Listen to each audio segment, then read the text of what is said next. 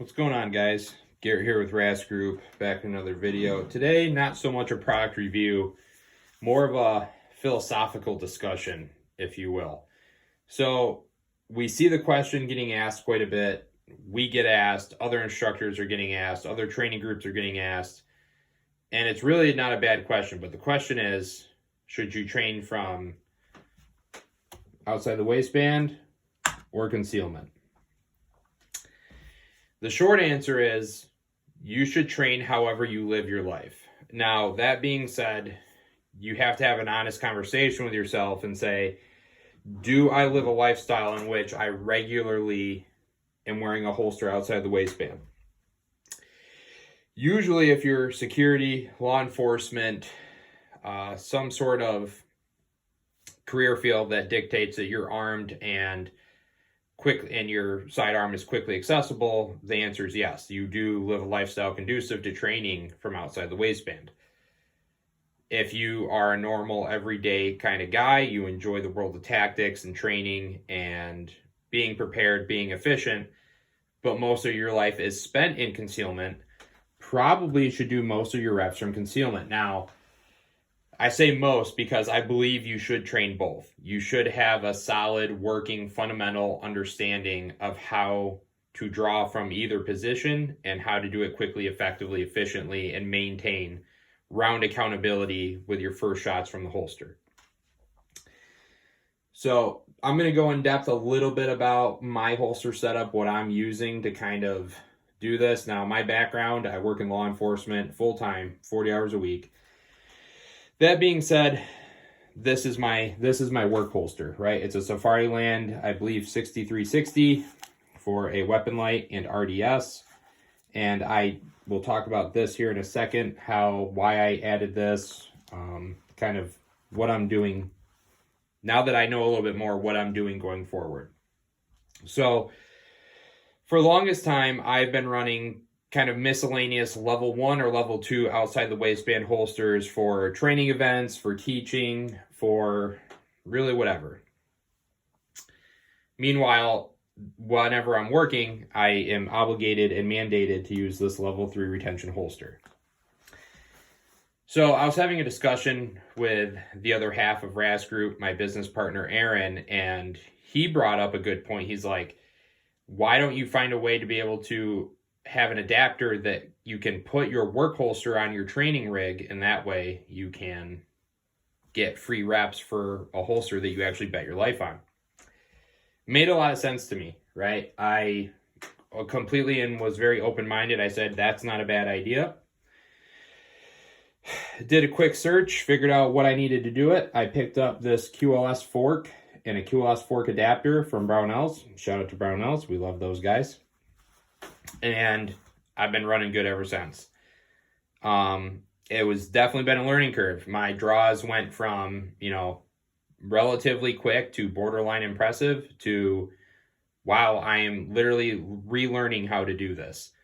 Adding that additional two steps of retention or 1 step of retention definitely is something to train to, something to train through. And now it's really not so much as a hindrance as it used to be. I still have a lot of work to do, but it's overall more beneficial, right? Especially at work.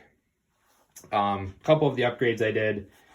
This is you can see the label fell off, but it is a condition gray SRC3 retainer. I use this to throw a tourniquet in. You basically put the tourniquet here, fold this over, make sure it's nice and flush and snug.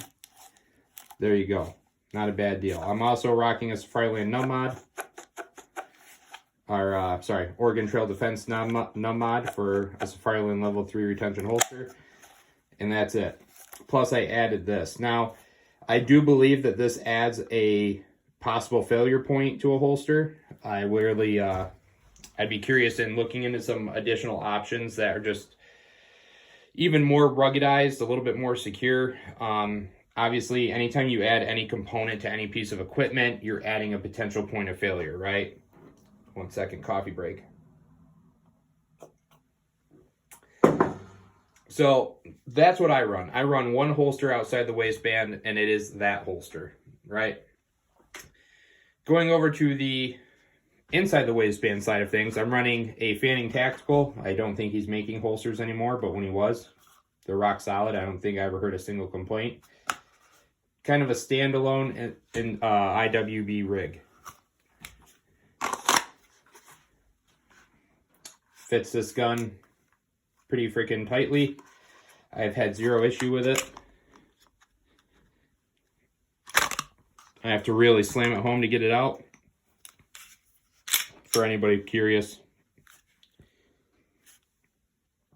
we are clear. So, and that's just it. I do still subscribe to the one gun methodology. I use the same gun for concealed carry that I do for work, that I do for teaching, that I do for training. That's a whole separate discussion in itself. But the point of this video is understand like what's going to benefit you more.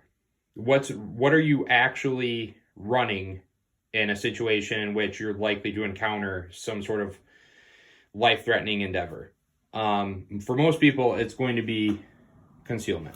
It is. So these are where the reps should come from. If you're not comfortable with concealment, that's an honest conversation you need to have, and you need to say, okay, I need to train myself on this. I need to start slow, work up the speed, make sure I am clearing my garments efficiently and effectively, not performing any excess movement, getting out on target relatively efficiently, and you work from there. You make it better. At some point, it's not relatively proficiently, it's just proficiently.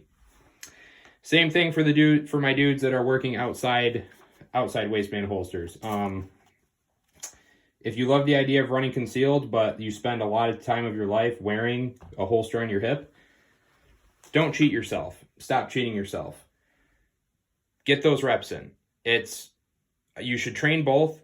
What I do is every other day, I'll train for like 20 minutes outside the waistband. Next day, I'll train for 15, 20 minutes inside the waistband, just to keep me fresh, keep getting my reps in. So that's it, guys. Nothing too crazy.